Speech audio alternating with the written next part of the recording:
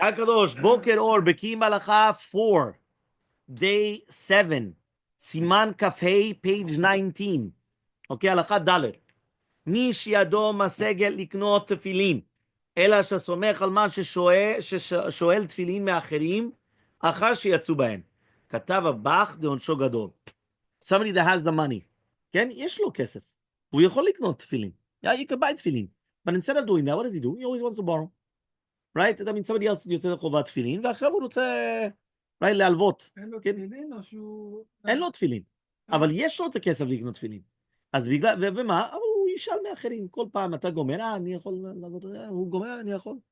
So what happens? עונשו גדול. זה בכל דבר, גם בפלא וטרול. לא בכל דבר, אבל פה בתפילין כתוב. Let's see number 5. משנה ברורה. כן, למטה, בפוטנוט. המשנה ברורה. יש כאלה שאני מכיר. Fine. But that's fine. That's fine. יש לו כסף לקנות תפילין, אבל מישהו אחר קרא לו תפילין, יש עם זה בעיה? No. there's no בעיה, but it's better. זה יותר, כן, זה כבר שייך לו, אבל יותר טוב תמיד שאתה משתמש בכסף שלך בשביל לקנות משהו. It's always better, any type of mitzvah, it's always better when you pay for it. Right? That's, by the way, halacha. Imagine right now I give you a etrog, מאוד מהודר. A beautiful etrog. Beautiful. Right? בחינם. חינם אין כסף. And then you went to one of the places here, and you paid $200 and you got a lemon. עדיין יותר טוב להשתמש בזה משלי. אפילו עם שלי הרבה יותר מהודר. Even if it's much more מהודר. Because you paid for that one.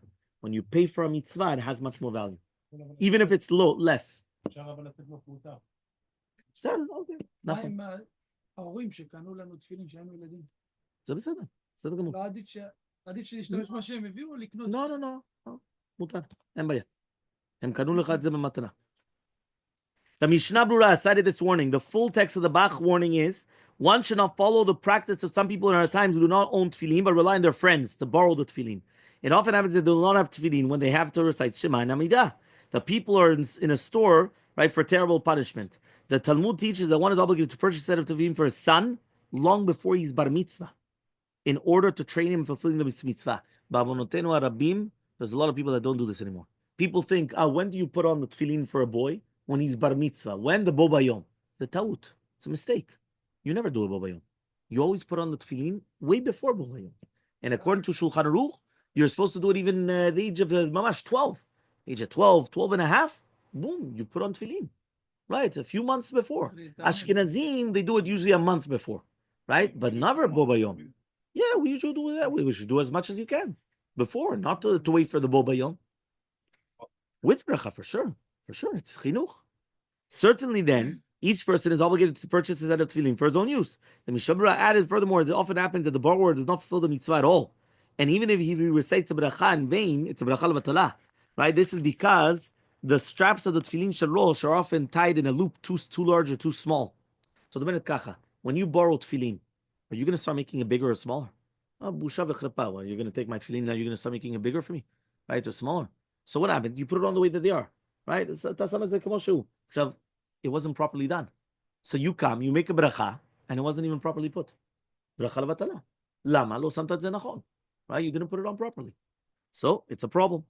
In the Machaneh Yisrael, remember the Machaneh Yisrael is several of the Chavetz Chaim. He cited the halakha that if someone is poor, so he should borrow from others. However, he added the correct procedure is not to rely on borrowing from others. Instead, he should actually ask his close friends and relatives to help him buy it. So it's better to ask. כן, תשאל. חברים, משפחה, שיקנו לו.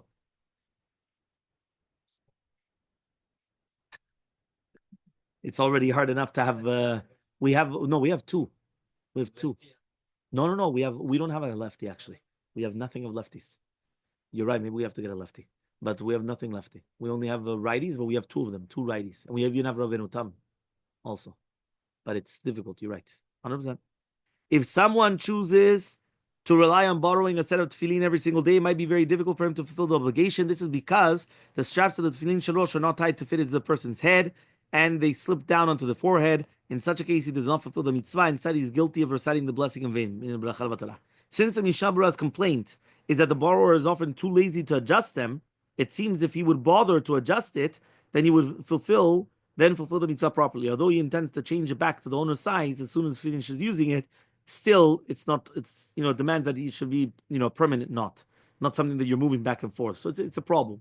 Meaning, to start moving around, bigger, smaller. It's not that problem. It's not. What about when you're traveling, though? So Mishabra added in consideration of these issues, when somebody's traveling, you should make sure to take his own talit and tefillin.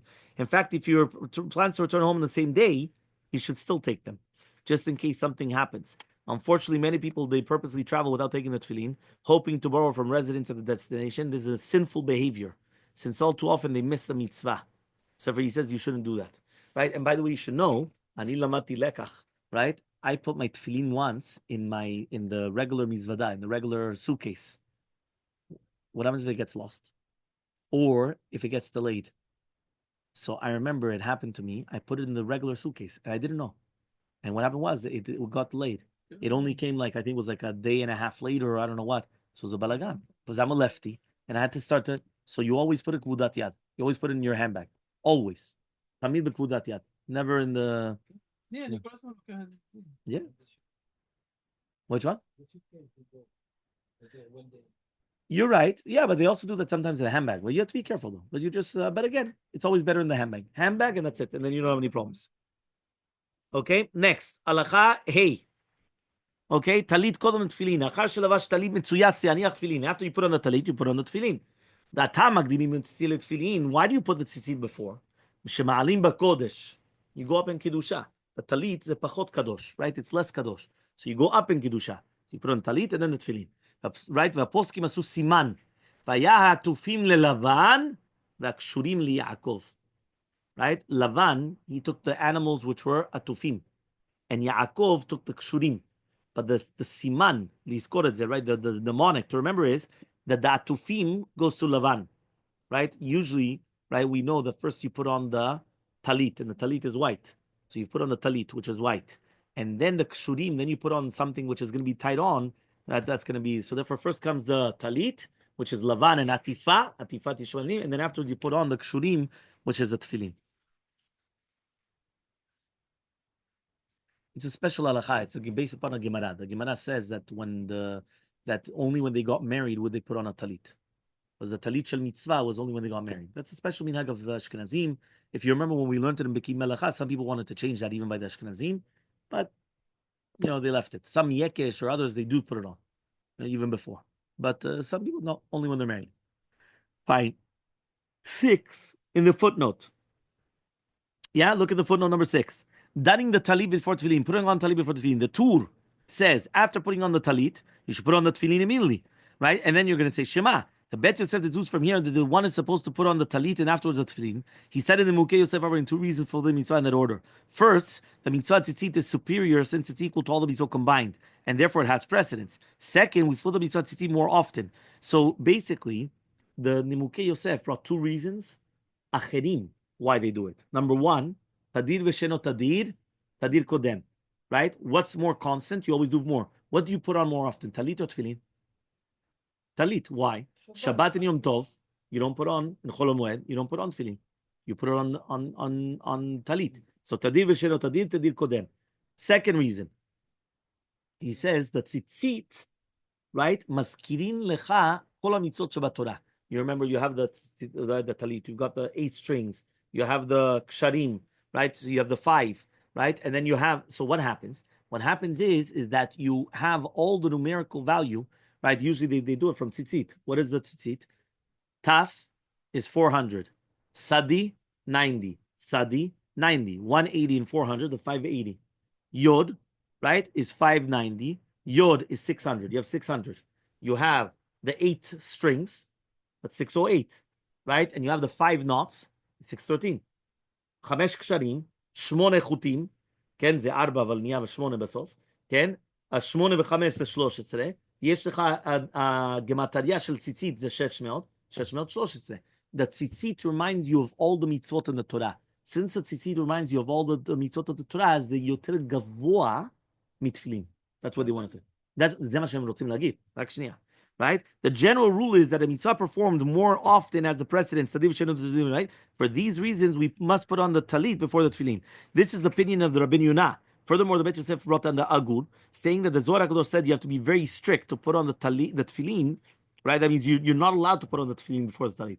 So, what happens if you made a mistake and you took out the tefillin first. No, first talit and then the tefillin. Afilu im taita. Right? So he says that's what he wants to say. The Zohar Kadosh. Shagat Aryeh contested the argument cited by the Mulkei Yosef. The mitzvah of tzitzit, he pointed out, is not an absolute obligation unless someone is wearing for a korban garment. Well, you definitely obligated to wear tefillin every day. Thus, the mitzvah of tefillin is more than the talit, right? Even though the mitzvah of tzitzit is equal to all the mitzvah combined. Likewise, one cannot argue that the mitzvah of tzitzit is tadir in kosher tefillin since there's no obligation to wear talit at all.